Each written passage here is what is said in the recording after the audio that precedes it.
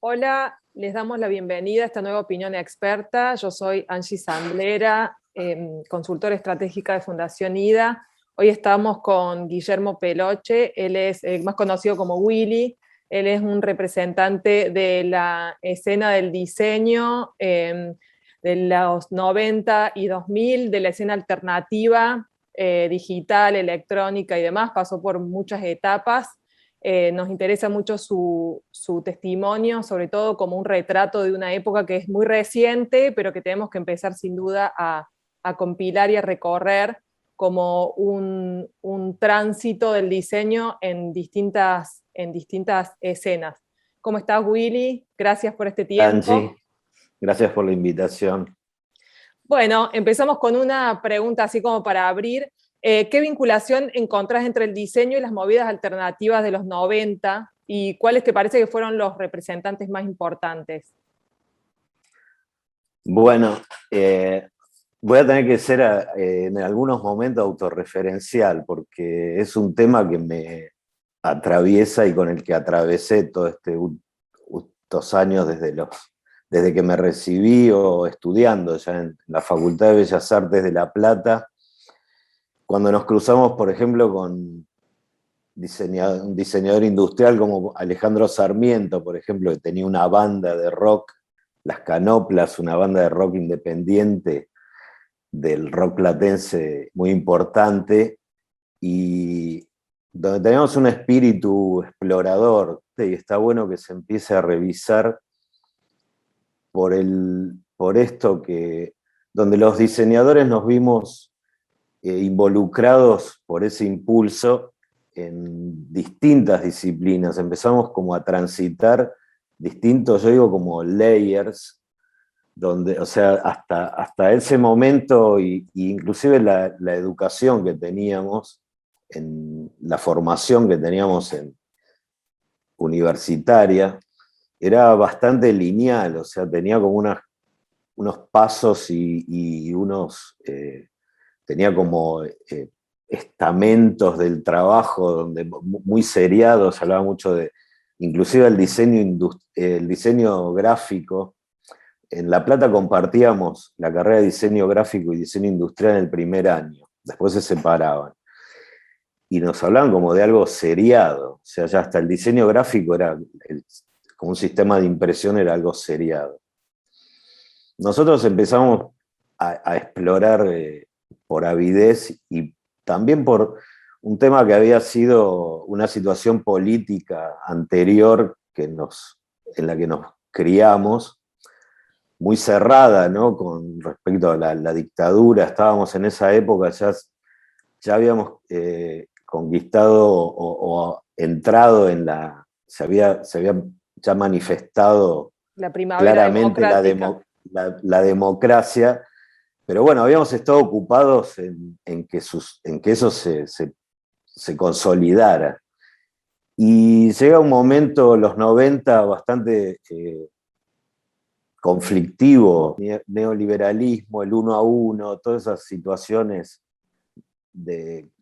controvertidas de la economía y la política nacional, pero al mismo tiempo una apertura hacia el mundo, que teníamos jóvenes con mucha avidez, algo que yo relaciono lo puedo decir como internacionalistas, pero por esa necesidad de explorar y por esa necesidad de ser parte del mundo también. O sea, nos fijábamos mucho en lo que pasaba afuera en temas de moda, de diseño, de arquitectura, de fotografía, de música. Queríamos ser parte de eso y no nos preocupaba tanto el tema de la identidad nacional, ni pensábamos que eso nos afectaba en nuestras ideas. Solamente queríamos ser parte de eso desde acá. ¿Cómo se plasmaba eso en Entonces, la gráfica, digamos, por ejemplo, de los eventos o en las intervenciones eso que se había? empezaba a plasmar mucho por ejemplo, estabas con una banda de amigos que hacían música y había un diseñador siempre al lado que se encargaba de hacer los afiches, de hacer alguna puesta escénica donde tocaban las bandas, que eran lugares bastante precarios todos, son bares, teatros abandonados, pero hay algo en ese momento que es muy importante, que para mí define algo que cuando se estudia toda esta época es fundamental para mí, es la era digital. La era digital trae una cantidad de situaciones nuevas que nos pone a los diseñadores como protagonistas por un tema de que éramos los que manejábamos las herramientas. O sea, de repente los diseñadores, por una cuestión técnica que desarrollamos para nuestra profesión, somos los primeros en explorar todas esas herramientas que cambian totalmente el paradigma en la producción de diseño, pero a la vez nos relacionan con un montón de disciplinas que, por ejemplo, a mí me sucede en un momento explorar con herramientas de diseño, Photoshop, en esa época Quark Express, que no era, el InDesign vino después, Ujú. cómo manipular toda información gráfica con software y con las primeras computadoras que caían en nuestras manos, que la verdad que hoy servirían solo de pisapapeles, porque no era más que eso. Empezamos todos a explorar cosas que nos empiezan a involucrar con otras disciplinas.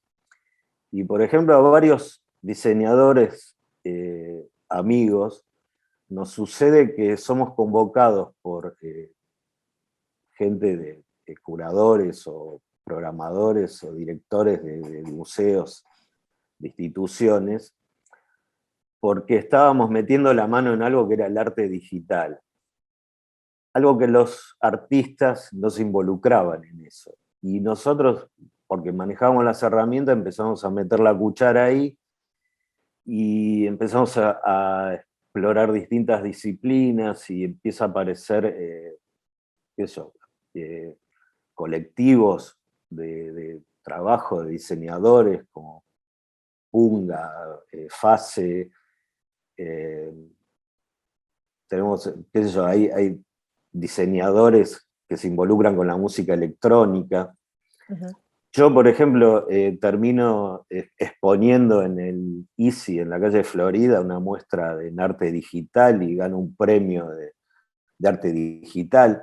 Y se dan muchos casos y en distintas disciplinas que pasa que, por ejemplo, en la beca Cuidca de los primeros años de los 2000, hay muchos diseñadores dentro de la beca que llegan ahí por explorar distintos estratos del arte que terminan siendo importantes artistas contemporáneos de esta época, como Diego Bianchi, Cecilia Salkowicz, Gastón Pérsico, por nombrar algunos. Ujú. Son, particularmente son diseñadores en principio, en cuestiones ya más de explorar herramientas más ligadas a la música electrónica, y ahí me relaciono con una escena que es la escena VJ o de la creación de visuales para música en vivo. Ujú. Es como retomar un poco lo que hacía cuando estudiaba con las bandas de rock platense, y Lo ya retomás después ya con de, otras herramientas y ya con otra después de haber presencia. transitado, claro, de haber tenido obra de arte digital, de obtener premios y tener obra en el Mamba, retomo un poco esa parte que me involucra con la música, y ahí ya entro en otro universo que es el universo VJ. Eso me lleva a relacionarme, por ejemplo, con Pablo y Seba, Pablo De Díaz Trimarchi. González y Sebastián Valdivia, que para mí la primera vez que los veo son Acampante y Pacheco. O sea, sus nombres artísticos, que uno hacía música, el otro era VJ, que dibujaban los dos, y los conozco antes por eso que por Trimarchi. Después ya, bueno, paso a ser ya como de parte de la familia, y participar de las Buenas Noches Trimarchi, que ahí también hay un cruce muy grande de diseñadores que se dedican a la música o a los visuales en vivo, y en el line-up de las Buenas Noches Trimarchi se encuentra una cantidad de diseñadores que se dedican a otra cosa, que te exploran distintas cosas. En esa misma época, con Martín Borini, un impulsor de todas estas disciplinas, un motor también, encontramos en Espacio Fundación Telefónica un lugar donde generar un festival, y un festival de visuales para música, pero que sea un espacio de donde mostrar eso, pero también de formación. Panorámica era un... Panorámica es un Nace ahí en festival Fundación que Telefónica. nace en Espacio Fundación Telefónica durante 5 años, y donde se desarrolla también una escena que hoy está desparramada, dedicándose a una cantidad de profesiones ligadas con todo esto, que va desde lo artístico, musical, a lo publicitario, a las productoras de audiovisuales, Uh-huh. a la animación gráfica, todos un universo que también se nutre de diseñadores en un principio. O sea, los primeros line-up que conseguimos armar, el 70% eran diseñadores que se dedicaban a otra cosa. Un rasgo de los 90 también, que tiene que ver un poco con lo que hablaba de este tema controvertido de la economía neoliberal y el uno a uno y todo eso, es algo que vendría a ser como lo que fue nuestro Internet, que no fue digital, sino que fue analógico. Claro. O sea, teníamos las posibilidades de suscribirnos a revistas internacionales por muy poca plata, por nada, que nos llegaban a la puerta de nuestra casa. O sea, una vez por mes nos levantábamos, abríamos la puerta, y en la puerta estaba, por ejemplo, Emigre, o Raygan, o ID, o The Face, o Era todas esas como revistas. recibir un manual de diseño Y era, contemporáneo todos era, los era meses. como, era como, un, era como una internet curada. O sea, por ejemplo, El trabajo Neville estaba hecho. Brody, Neville Brody nos curaba con la The Face la información que nos venía de la electrónica y los temas del momento en Inglaterra. Nos venía el ID,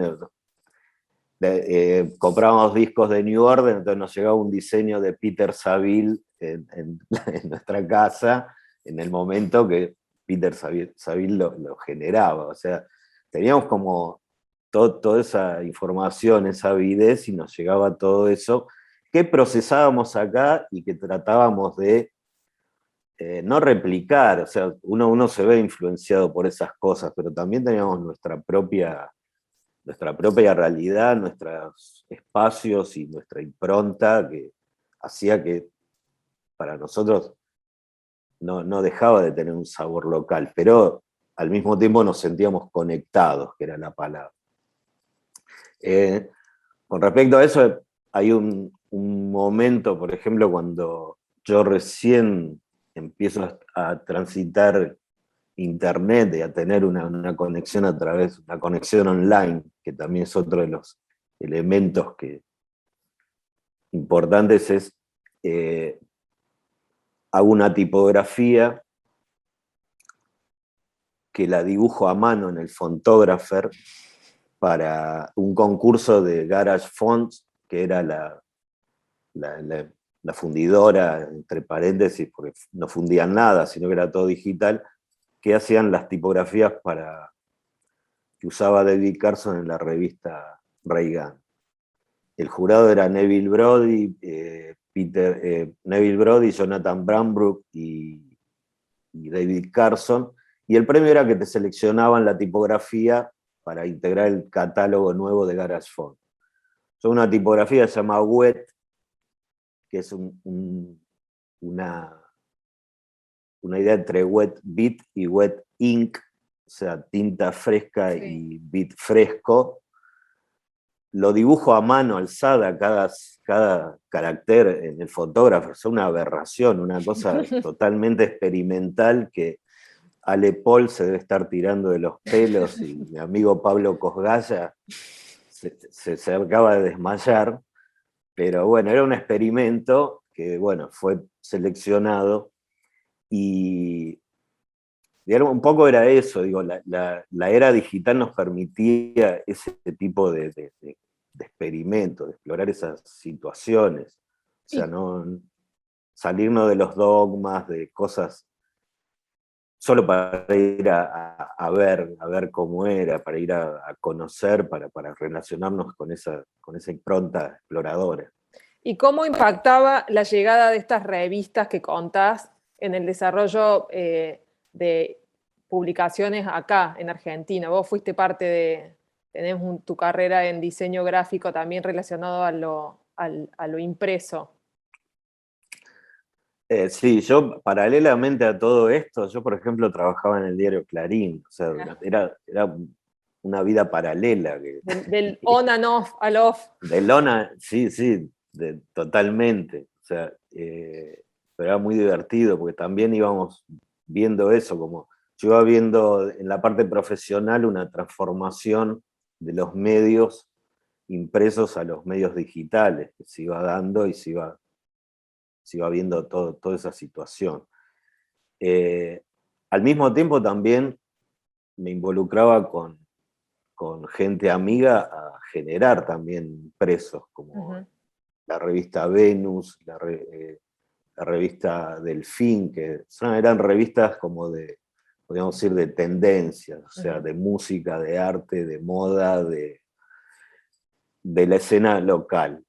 Y también experimentábamos bastante en cuanto al diseño, o sea, con las herramientas digitales. Yo, por ejemplo, en Delfín hice una revista que no tenía caja tipográfica, todos los elementos se encastraban entre sí. Ujú. Y era eso, era Qué tener la posibilidad exploración. de tener un laboratorio propio para explorar todas esas inquietudes. Otra cosa de la que participé es lápiz japonés, que es como un hito, Mítica, sí. una cosa mítica. Primero fue mítica por un tremendo juicio que nos realizó Quaker por Sí. una salvajada de la época en tapa. Ujú. Bueno, pues ahora tendríamos que ir todos con la cabeza gacha Sí. por haber hecho eso. Pero bueno, era una cosa irreverente, era salvaje, era parte de la época, era el destape brutal de algo contenido en Ujú. tiempo. ¿Cómo ves esa evolución desde los 90, 2000 al diseño actual? Vemos que sobre todo lo que fue haciendo avanzar el movimiento de diseño adentro del arte electrónico, del arte digital, del mapping y demás, es con la base técnica, digamos, es lo más importante, como lo que los va haciendo caminar en ese terreno a los diseñadores. Em, ¿Cómo ves esa evolución vos? Que estuviste tan Hay, adentro.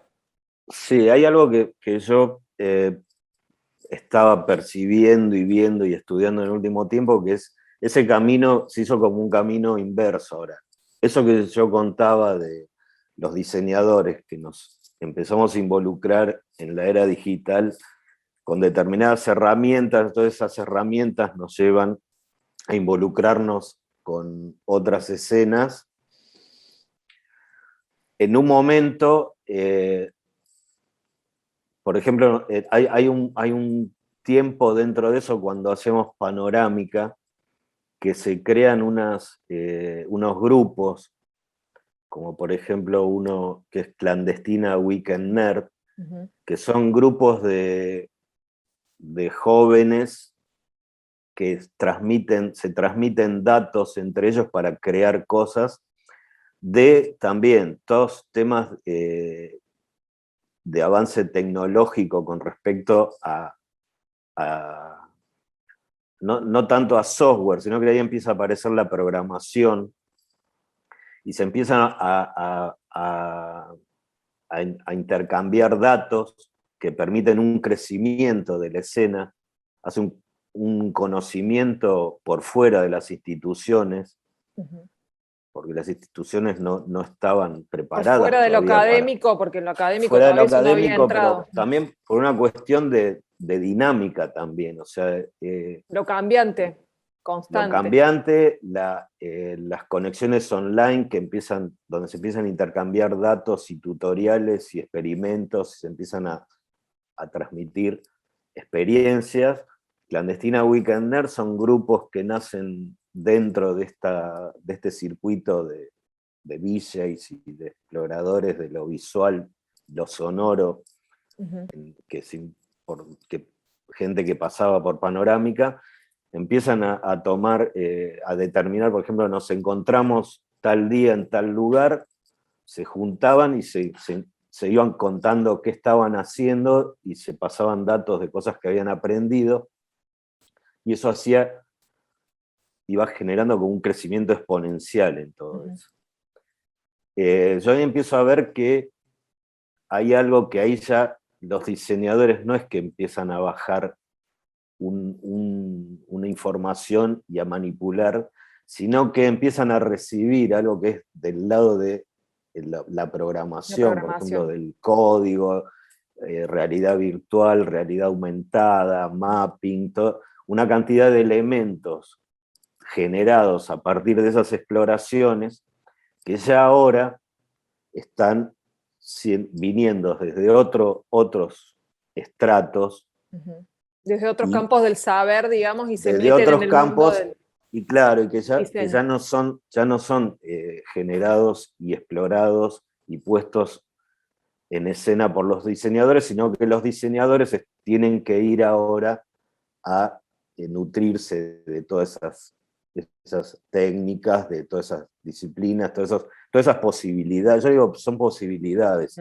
Para mí el diseñador lo que tiene que entender es las posibilidades de realización. Después, en este momento estoy en la Universidad de Itela, en la carrera, en la licenciatura de diseño, como profesor adjunto de un laboratorio que creó Lucas de Marciani, que es uno de estos diseñadores, artistas formados en toda esta época, y que creó un laboratorio de inmersión e interacción para la carrera. Y los diseñadores ahí van a explorar ese lenguaje. O sea, es como que los diseñadores ahora pueden ir a buscar esas herramientas que pueden estar generadas en distintos campos, inclusive en el científico. O sea, ahora nos vamos a nutrir mucho de eso, de experiencias científicas y tecnológicas muy avanzadas. Inteligencia artificial, realidad aumentada, realidad virtual, todo eso ya viene de campos más científicos y que están robótica, que se están desarrollando en otros campos. Los diseñadores tuvimos nuestro momento de manipular herramientas y empujar hacia adelante, ahora tenemos que seguir a otros que empujan hacia adelante y encontrar buenos usos de todo eso. Siempre, siempre está la bajada a la mediación por ahí es como sí o claro, sí del campo del diseño. El diseño, después lo que para mí es importante es eso, los buenos usos. Para hacer una exploración de todo esto que ocurrió, ahora tendría que agarrar una lista y leerla, voy a tirar algunos datos como, bueno, puede ser los grupos como Doma, Punga, Fase, que comenzaron también en ese espíritu explorador.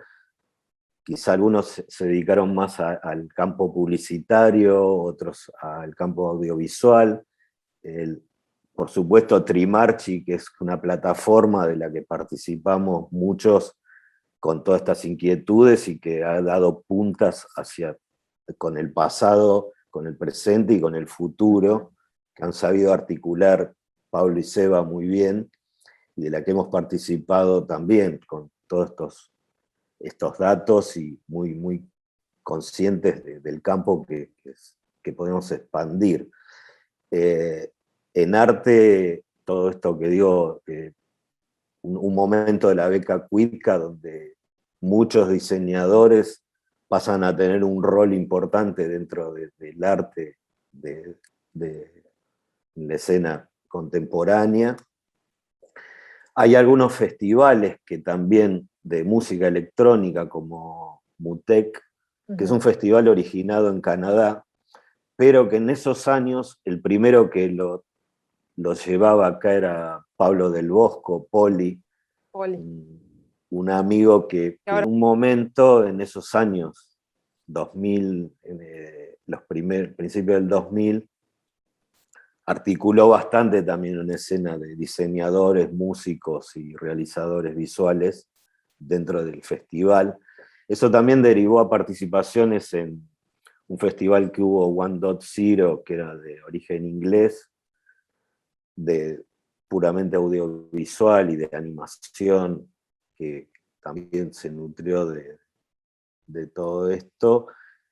El Greenfield, podemos decir, y Sonar. O sea, festivales de música electrónica donde también los diseñadores han tenido participación, tanto en visuales para músicos, como dando charlas y cursos y talleres de software para esto. Lo bueno que tuvo todo eso es el tema de la red y la conexión. O sea, know-how, conocimientos conocimiento y roles, podíamos estar llevando a cabo un trabajo que no hubiese sido posible en una época donde si no contabas con un estudio y con un lugar físico y una cantidad de elementos, era imposible de realizar. Eso también es como un elemento de la era digital que transitamos en esa época, que se fue creciendo.